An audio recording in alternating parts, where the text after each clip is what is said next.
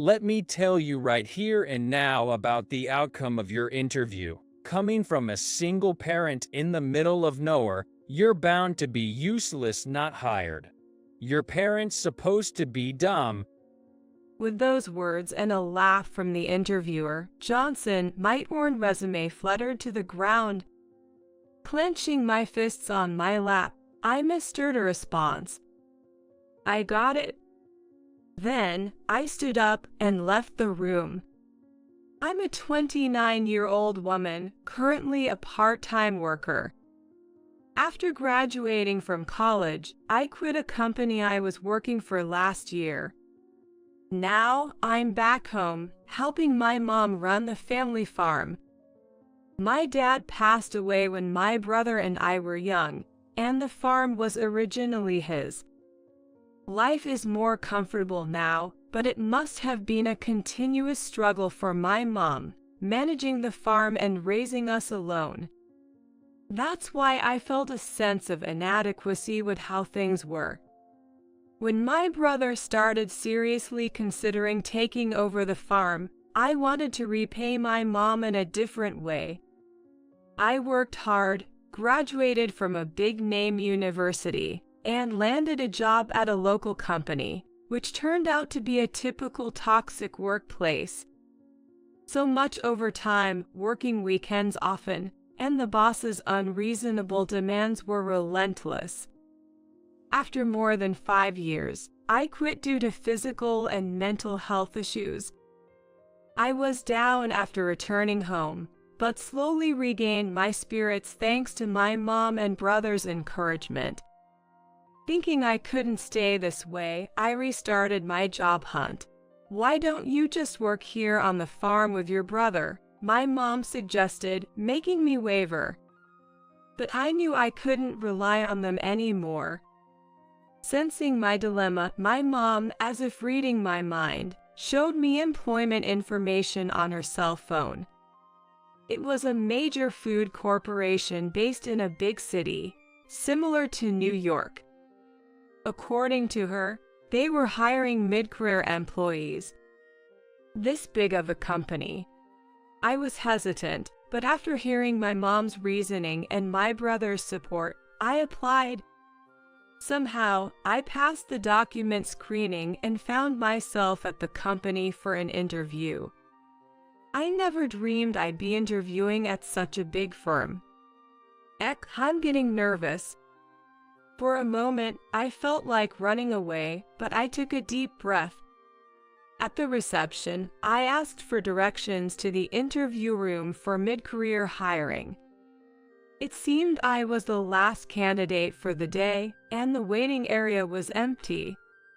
Soon, the door opened, and a man who had just finished his interview came out. He had a gloomy expression. Did he have a tough time in there? Memories of my previous job flashed, but I shook them off. Entering the room, I saw 2 people seated. A man is in his late 30s, Johnson, and a woman about my age, Smith, sitting a bit away. After greeting each other and taking a seat, Johnson, the interviewer, and Smith, the note-taker, introduced themselves. The interview began, and Johnson frowned upon reviewing my resume. Graduated from a famous university, huh? Why did you leave your last job? I braced myself. I knew they would ask about my resignation. At my previous job, the workload and frequent weekend work affected my health, leading to my resignation. I prioritize work over myself due to my strong sense of responsibility. Now I'm recovered and ready to contribute, applying what I've learned. Before I could finish, Johnson burst out laughing. What's this about strong responsibility? If you had that, you wouldn't have quit and would have stuck it out there. His blunt words shocked me, and even Smith looked surprised at him. Johnson, unbothered, propped his cheek and flicked through my resume. You can't manage yourself, can you? I felt my cheeks burn at that moment. but I didn't intend to make excuses. You might be right. However, I intend to apply the lessons learned from why I resigned in my future work, I replied. As I said this, Smith nodded and typed on her keyboard. On the other hand, Johnson snorted in apparent disinterest. Oh really? So, you look quite plain. Where are you from? What's your family like? Johnson, that's... Smith began to warn him against further questioning. But she hesitated, silenced by Johnson's stern look. Is my family background even relevant to this job? And calling me plain, how rude. Oh, don't you want to answer? Got something to hide, maybe? Johnson grinned at my hesitation. His words about hiding something struck a nerve. As if I have anything to hide. While internally rolling my eyes, I honestly answered that I come from a rural area, from a single-parent home with an older brother. Johnson started laughing again, his crude voice echoing in the quiet interview room. Straight from the sticks. Quit your job because you couldn't take it, single parent and from the countryside. I totally get why you applied here. What do you mean by that? I knew it wasn't going to be a good reason, but I asked anyway. Meanwhile, I turned my gaze to Smith. She had caught my attention. She hadn't been typing during Johnson's tirade. Realizing I was looking at her, she averted her eyes. Perhaps under some pressure from Johnson. Don't you get it? Typical of someone raised by a single parent, lacking common sense. I pity you, no cultural knowledge or common sense. That's why you probably thought a big company like ours might hire you. Put yourself in our shoes.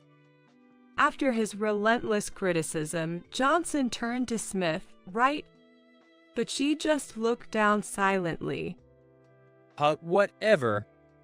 Johnson scoffed, not getting the agreement he expected. I was trembling with anger. I was trying to stay calm, but it might have shown on my face.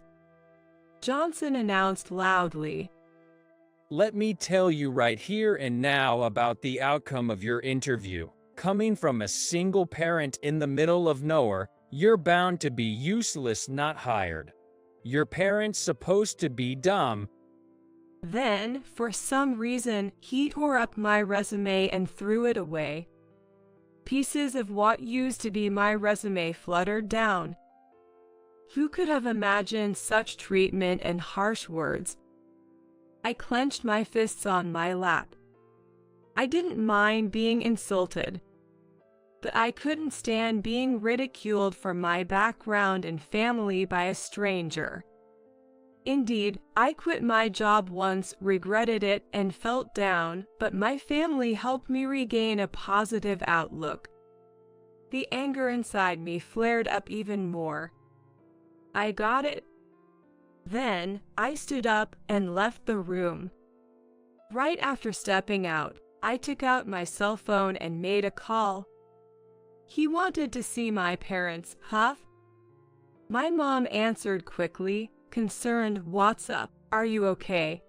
She must have noticed a tremor in my voice. Just then, Johnson and Smith came out of the room. It seemed like it was indeed the last interview. Our eyes met firmly. Without looking away, I spoke to my mom on the phone. Mom, the interviewer is calling for you. Hearing my words, Smith looked puzzled, and Johnson burst into laughter again.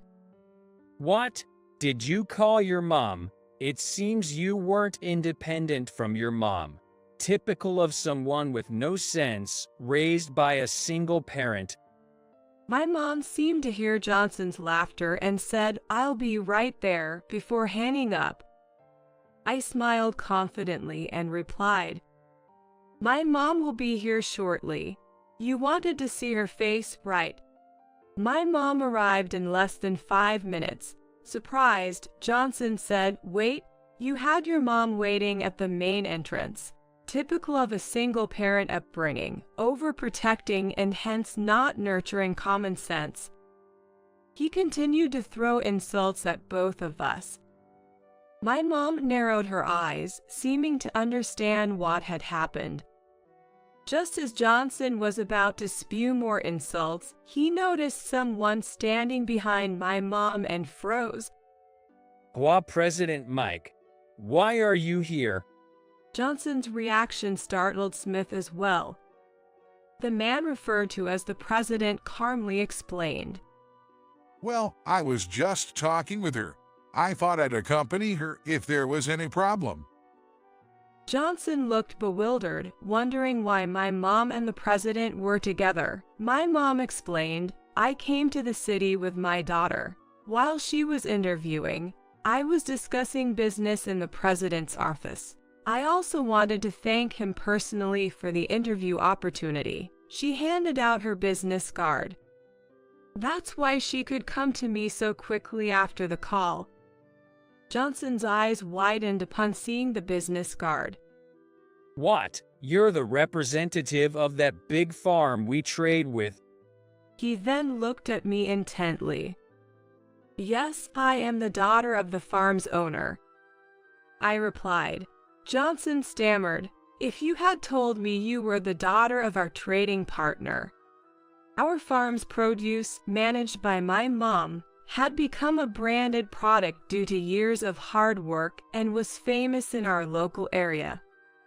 It was even gaining national recognition.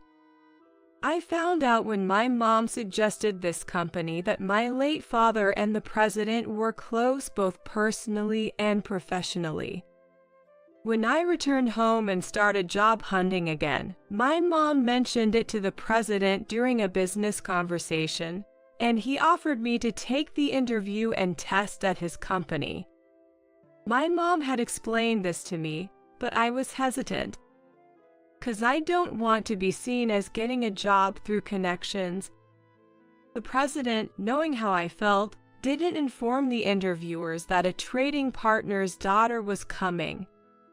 What's this all about? Johnson was in disbelief at my explanation. While he was flustered, my mom and the president were chatting amicably.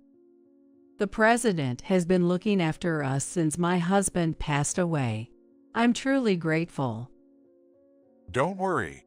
Your husband was a great help to me, and it's not just that. It's because of the attractive produce you grow. Your farm has grown wonderfully. Your husband would be proud. Listening to their conversation, I realized that although I knew my mom worked with various companies, I hadn't known she dealt with such a large corporation. My brother, being the successor, probably knew, but I had been oblivious until recently. The president turned to Johnson. So, was there any problem? No, sir, no problem at all. Right, Smith? Johnson, looking desperate, sought agreement from Smith, who seemed confused and shifted her gaze. You don't need to worry about causing trouble. Please tell me honestly. The president encouraged gently. Smith, as if making up her mind, finally spoke up. Johnson has been verbally abusive to all interviewees, including her, criticizing her appearance and single-parent upbringing. It's questionable behavior. Johnson, furious, yelled, "You're lying," and reached out towards Smith. "What are you doing?" I quickly stepped in to protect her. He also instructed me to only record what he wanted. I was afraid to disobey him. I'm so sorry. Smith, seemingly having held back for a long time, tearfully exposed Johnson's actions from behind me. Finally, she handed the president a bag containing my torn resume. Johnson's face fell. Then I explained to my mom and the president 'cause they were wondering. He said me unfit for the job right here, saying a single parent, countryside upbringing made me useless. That's when he tore up my resume. That's a lie. President, she's making it up. It's all false. She did it, not me. Shaking my head at Johnson's attempt to shift the blame onto Smith even now, I approached the president and offered something. I recorded the interview. Please use this as evidence. I handed over a voice recorder. I had recorded the interview for personal review, thinking it would help if things didn't go well. Of course, I had no intention of posting it online, as that could be illegal. You even recorded it. Johnson looked defeated. According to Smith, the interview was originally supposed to be conducted by 3 people: Johnson, his supervisor, and Smith, the note-taker.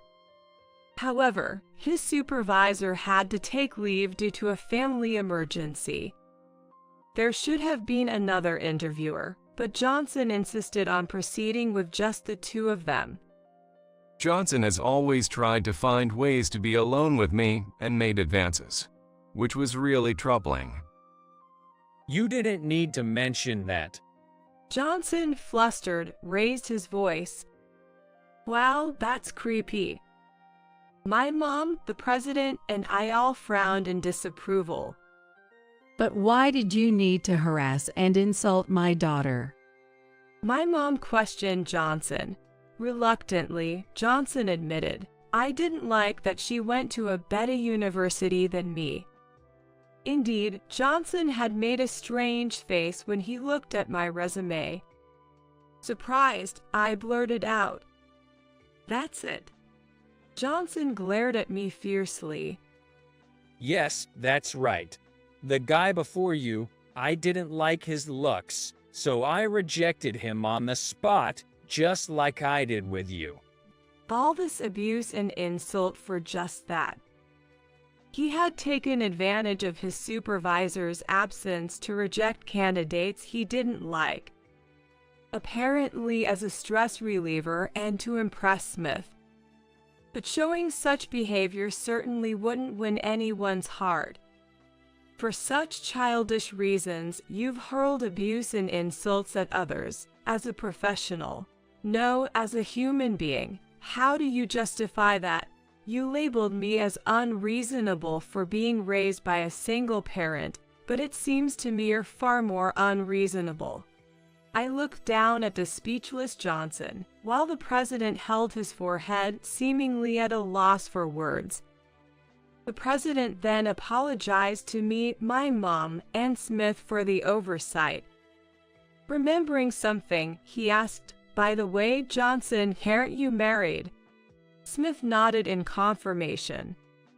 He's married and was making advances on female employees. It must have been tough for Smith. Johnson slumped down, covering his face, overwhelmed with shame. Afterwards, I retook the interview and passed the test, securing my employment. I moved out of my family home and started living on my own again. Other candidates also had their interviews and tests redone, which was a relief. At the final interview, the president expressed his expectations. "I'm looking forward to working with you." As for Johnson, his inappropriate behavior during interviews, harassment of certain female employees, and other misconduct came to light, resulting in his transfer to a regional office. Rumor has it he's now divorced. As for Smith, who was the note-taker, we've become close friends, now calling each other by first names. I'm now working in a product development department, leading a busy yet fulfilling life. I'd be delighted to eventually work on products using vegetables from my mother's and brother's farm. To achieve that, I'm determined to work even